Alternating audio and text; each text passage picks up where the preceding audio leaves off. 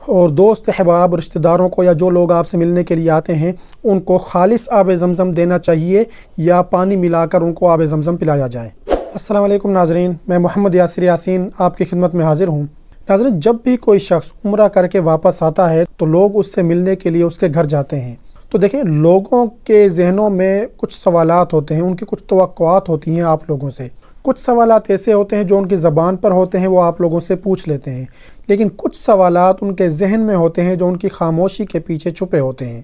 جن میں سے ایک سوال آب زمزم سے ریلیٹڈ ہے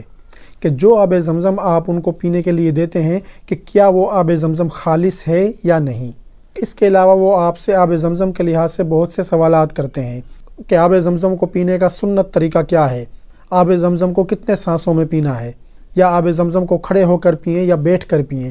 اور آب زمزم پینے کی دعا کون سی ہے۔ تو آپ لوگوں کو ان سوالات کے جوابات آنے چاہیے۔ تو اس لیے ناظرین، آج کی ویڈیو میں آپ کو بتاؤں گا کہ آب زمزم میں دوسرا پانی ملانا کیسا ہے، اور جو سادہ پانی آب زمزم میں ملایا جائے گا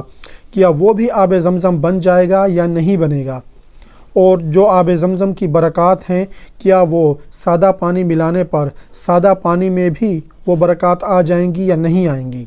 اور دوست احباب رشتہ داروں کو یا جو لوگ آپ سے ملنے کے لیے آتے ہیں ان کو خالص آب زمزم دینا چاہیے یا پانی ملا کر ان کو آب زمزم پلایا جائے۔ تو ان تمام معلومات کو صحیح طور پر حاصل کرنے کے لیے آپ نے ویڈیو کو پورا دیکھنا ہے، سکپ نہیں کرنا۔ اگر آپ میرے چینل پر نئے ہیں تو چینل کو سبسکرائب کر دیں اور بیل والی بٹن پر کلک کر دیں تاکہ ہر آنے والی نئی ویڈیو آپ تک پہنچتی رہے۔ اگر کہ ناظرین، جس وقت آب زمزم کو سادہ پانی میں ملایا جاتا ہے یا سادہ پانی کو آب زمزم میں ملایا جاتا ہے تو آب زمزم کی کچھ برکات اس پانی میں بھی شامل ہو جاتی ہیں، کیونکہ آب زمزم اس پانی کے ساتھ مکس ہو جاتا ہے۔ لیکن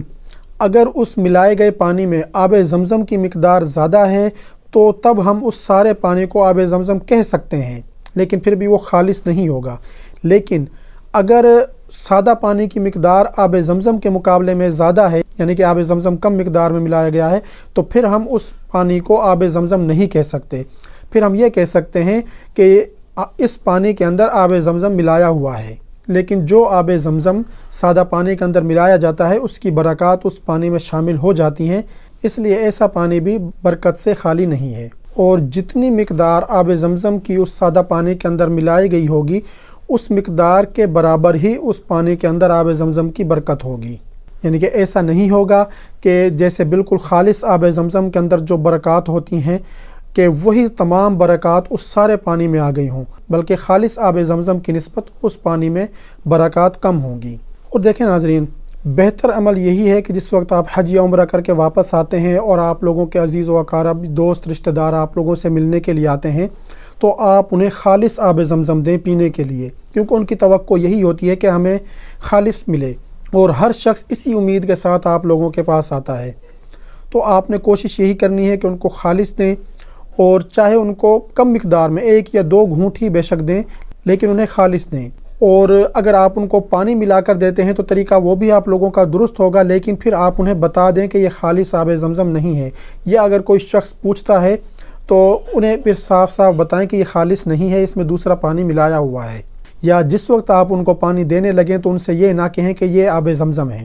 اور دل میں بھی آپ یہ چیز اپنے تصور نہ کریں کہ ہم ان کو خالص آب زمزم پلا رہے ہیں، کیونکہ اگر آپ پھر اس طرح سے کریں گے تو یہ عمل آپ لوگوں کا پھر دھوکے میں شمار ہوگا کہ آپ ان کو خالص آب زمزم میں پانی ملا کر دے رہے ہیں۔ اور دیکھیں ناظرین، جو پانی آپ نے کسی بوتل وغیرہ میں ڈال کر اپنے دوست احباب کو، عزیز و اقارب کو دینا ہے،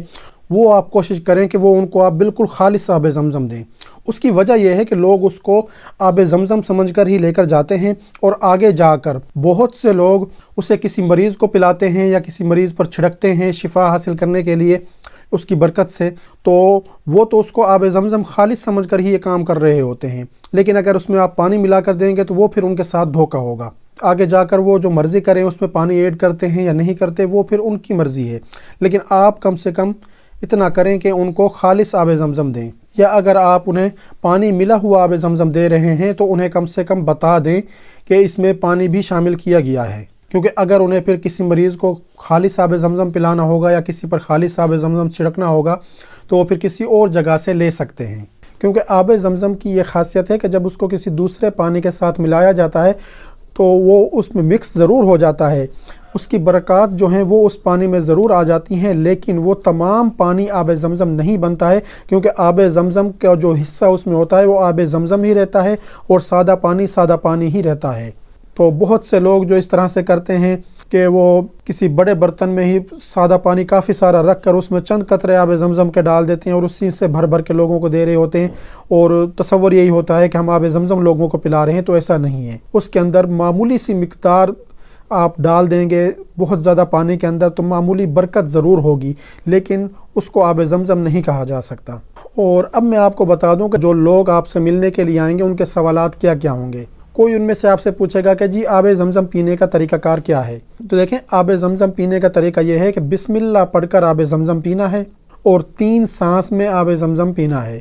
اگر آپ ان کو بالکل تھوڑی مقدار دیتے ہیں تو وہ 1 سانس میں بھی پی سکتے ہیں، لیکن اگر آپ زیادہ پانی دیتے ہیں جیسے آپ لوگوں نے وہاں پر عمرہ کے دوران یا حج کے دوران پیا تھا،